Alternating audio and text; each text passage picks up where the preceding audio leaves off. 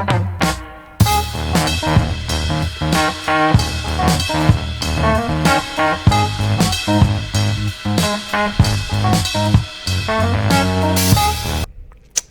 this is Compound Interest Stock Guy.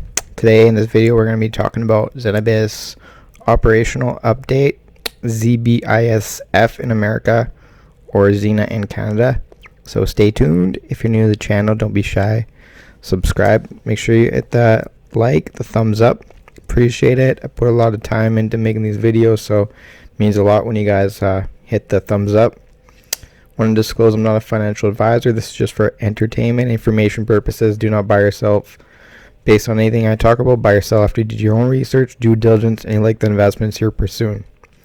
So right on, let's get started. So ZENABIS had an interesting day with the conversions of the debt. So I'm not really going to talk too much about that, but I'll just lightly touch on that. Is they are going to get about 5 million or 7 million out of the 11 million converted at 15.5 cents, I believe, for about like 35-40 million shares out. So it is at a dilution. It is giving it a breather though, because it's less it's taking care of the debt. So that is what Aurora just had to do. They had a big conversion of 97% of the convertible debentures were converted. So yeah, I mean, that's the reality of things. And they got an option to convert the warrants at 20 cents. So another $5 million to take care of the debt. So that's good. I mean, making the debt holders into long shareholders. So it is what it is. But anyways, let's get into this operational update. Before we do that, actually, I'll share what pill I took. These are the Balanced Light. So these are the little capsules. They're 1-in-1, THC to CBD. And these are the package. So that's a product. So they have a few different capsules around. So they have like a CBD light. So anyways, I just want to share. We have now achieved steady state operations at ZENABIS Alphaville, says Kevin Koth, where focus has transitioned to driving further cultivation efficiencies. In November, we had our initial harvest at ZENABIS Langley, which, while significantly under the design capacity, achieved very high THC results. So that's very good. And I guess this ultra sour is becoming extremely popular in BC, and I guess all throughout Canada. I mean, if they're selling it all over, but it's Langley. I think a lot of the product gets sent to Alberta and BC that are at the Langley facility, and then I think in the East Coast, I think a lot of their like their Atholville, in New Brunswick, and some other facility they have in the East Coast, Stellarton. So they do those products out there, and then they send it to like PEI, New Brunswick, Newfoundland, and all that stuff out east.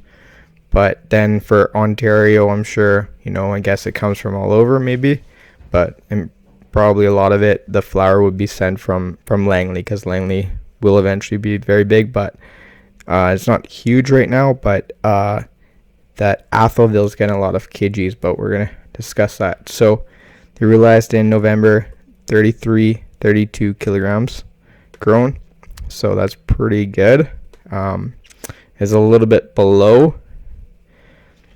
It exceeded the revised design capacity of the flower rooms by an average of 2.8% compared to 13.7% in the 3-month period ending October 2019. A month-to-month comparison of actual harvest compared with harvest forecasted. So this is just what their table shows. For example, in August, they grew more than they were supposed to. Same with July, and same with September. And then they were just shy in October. They had very lofty goals in October and November. And, they just kind of were a little below, 15 kgs below in October. And now they're about 130 kgs in November. This is at Atholville. So that's their big facility that's getting a lot right now. Langley will be a very big one, but they're saying, it's saying the initial harvest produced 340 kilograms of dried cannabis, so 20% of its design capacity. So they don't have that much license, I guess, right now in Langley. So you add that, it's like 342 times 5 would be like 1600. So I mean, I don't know how much they're supposed to be growing, but it has identified a variety of ramp up challenges which have generally been addressed with the exception of lighting. So now they're going to be installing additional lighting improvements in order to improve yield in the fall and winter seasons. Yeah, because you know that the growing indoors can be difficult at different times of the year based on some sunlight and all that stuff. So just different times of the year added different challenges. I mean, it'd be the same if I was, you know, welding a still material in the dead of winter. You want to kind of you know, put a tiger torch to it and kind of get all the moisture out of it, and then that gets it to a better temperature before you should weld it. Whereas in the summertime, you can just don't have to worry about that because it's already hot to get, and then you just weld it, and it's going to be better for the structural integrity of the weld. So, I mean, obviously, it's not the same as growing cannabis, but I mean, I can understand that there'd be different challenges that you have to tweak, right? I mean, there's a lot of things to the growing of cannabis that I'm learning from research is basically, you know, you grow all these different plants, but in different environments, like it adds different phenotypes. So you can crossbreed them, and then that you can get different kind of genetics. So, I mean, as far as like a facility goes, like I think it takes a long time to kind of like really dial everything in. I mean, some companies may be better at that than others, but I think if you have a facility and you got the same type of grower and you got like 3 to 4 years under your belt, you can kind of tweak every little challenges. Like, okay, there needs more light here, needs more water at certain times, like things like that, or just like trimming, like everything can get better with more seasoned workers that are like going through the Health Canada regulations and all that stuff. So, I mean, it's a challenge for all the companies, but like ZENABIS is catching up. So, I mean, it's tough for them, but they are doing as best as they can do, I'm sure. I believe like in the workers at ZENABIS that they're trying to do the best that they can do. So it was based on the cannabinoid yield of the cultivars. The first harvest, second highest ever THC result for ultra sour. So it's very high THC. So that's very good. Achieved about, because high THC is very high in demand for EU GMP. I know when I was listening to Brendan Kennedy from Tilray, he's saying that not all the cannabis is like created equal, because there's a lot of cannabis like at lower strengths, like 10 to 20%, but there's a lot of demand for the 20 to 30% THC flower. So that's something that I've really learned listening to Brendan Kennedy, because he's around the globe with Novartis as their partner, so they're picking up all this information. WAPA and MK Ultra. So Citrique realized 1.5% below, but still a fine amount of THC, 17.5%.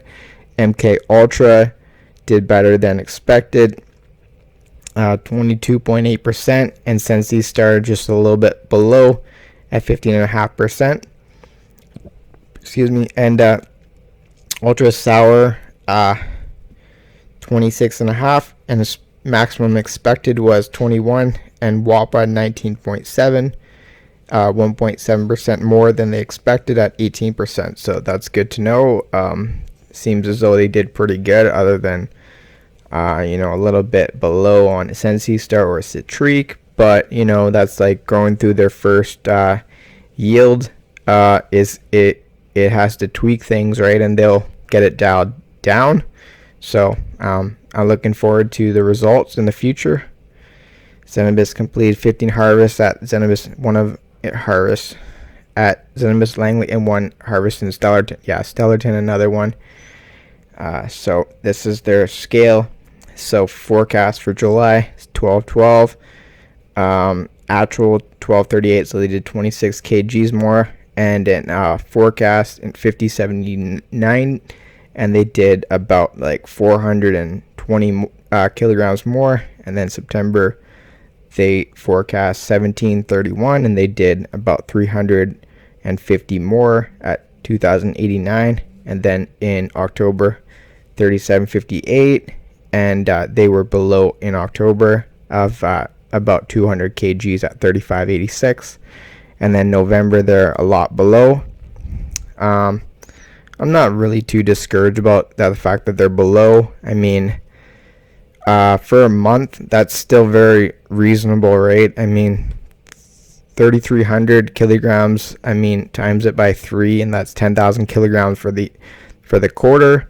So I mean, if they're selling, say, like 10,000 kilograms every quarter at like 420 or like 435 a gram, that's going to be like $43.5 million a quarter. So I'm really okay with that. If they up it to like 6,000 to 8,000 and they're able to offload like 6,000 a month, that's going to be really good money for them. That's going to be like 20 million plus a month.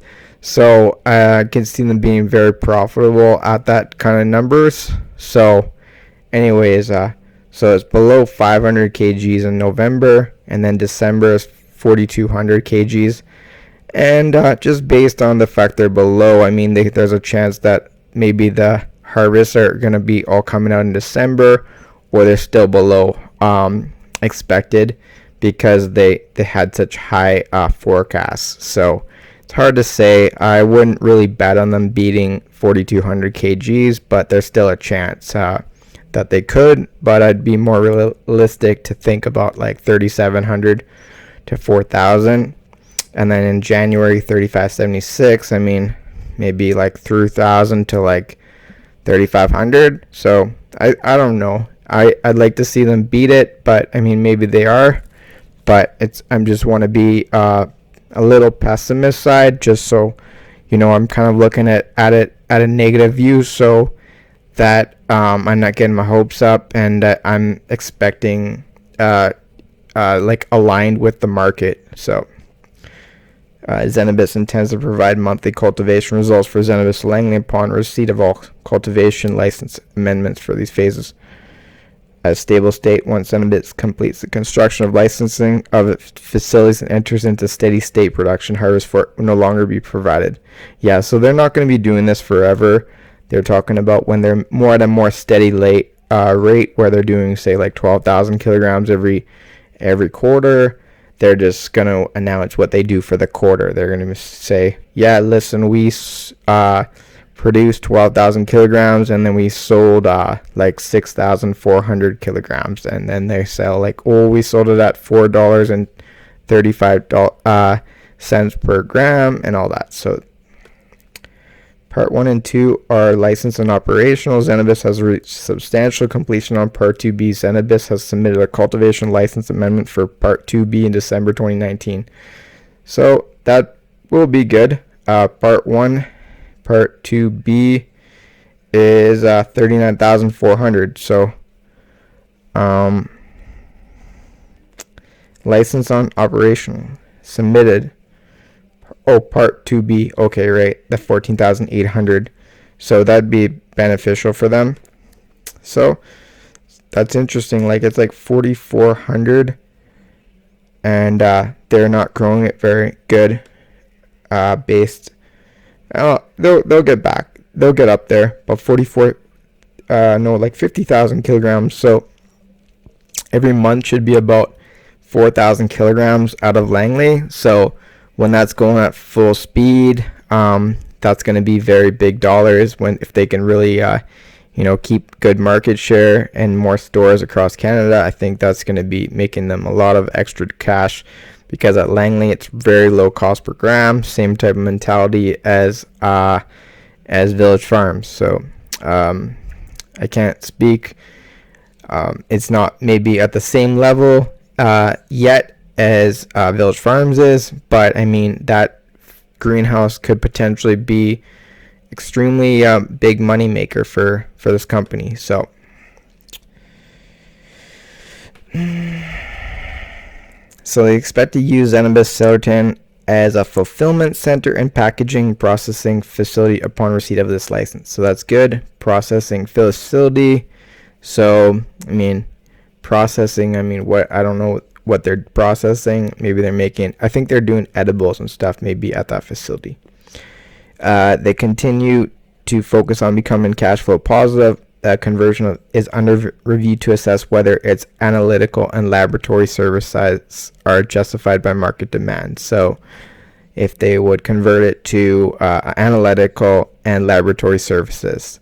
So I guess that gets into more of the medical market for ZENABIS. So they don't really have like a huge medical focus, but they could, if they become cash flow positive, I think a lot of the shareholders would be absolutely okay in putting a percentage of all the cash flow into the research and development of medical for sure. So is currently in the process of various licensing applications for ZENABIS Delta, ZENABIS Langley, ZENABIS Stellarton, and the Zen Craft Grow program as outlined in the table below. So yeah, Zen Craft Grow submission month July 2019 and annual design capacity 350 kilograms. So that's good for them when that gets licensed. And Langley, to be dictated part 2C 32,000 kilograms. Yeah, so that'll be upcoming. These are things to look forward to. The 14,800. That could be, any day. It could be in a week. It could be in 2 weeks. It could be in 3 or 4 weeks. So that'd be a very big catalyst because that's going to put them over 100,000 kilograms production capacity at the facility. I mean, will they be able to grow that in 2020? Probably not. I wouldn't put it on them to do that. But when they're running at full steam, they can, start doing like 70 to 100,000 kilograms a year. I think they're going to get up to that. Thinking sometime around the summer, they should be able to do like 15 to 20,000 kilograms. I mean, it just depends. I mean, do you really need that many? I'm kind of like, do you really need part 2C unless they do EU GMP and that's able to ship it to all across Europe, then they could make money doing that. But with the medical market being pretty low key, I don't know. Do you really need that much kilograms? I mean, realistically, I could put a sentiment towards maybe you only really need 60,000 kilograms. I mean, a company that's lean and mean, fighting machine, and they're running at 60,000 kilograms versus a company that's doing 150,000 kilograms but isn't offloading like a lot of it. I mean, what's better, really? What's better? So that's the mindset in the future when there's a lot more stores. But for now, in the current market, that's a good question. I mean, is that too much capacity? They can sell their products and all that stuff, but at a certain point, there's just a gauge in the market that's going to say that's enough cannabis. I mean, there's already Afria and OGI that has big inventories, over $100 million in cannabis. So when you think about it, I mean, is it good to be putting in more money into growing more cannabis? Or should you just focus on having the very best strains that are the best selling? Just sell like 4 or 5 of those, I mean, sure, and just ensure that those get better and better and better. Just focus on making them better and better. Every product better and better, not about more. Because, I mean, at a certain point, I mean, we'll see. But I just wanted to say my piece about that. For sure, I feel strongly about being lean, fighting machines, and being tight with their efficiencies and their expenses. So that's really the dealio. Hope you enjoyed this segment of ZENABIS operational update. You got some valuable insight into how ZENABIS is running their company, how they intend to be cash flow positive. There's just the updates in the market from ZENABIS, ZENA and ZBISF in America. Keep compounding your info, listen to my lingo, and Shaka, peace. I'm out.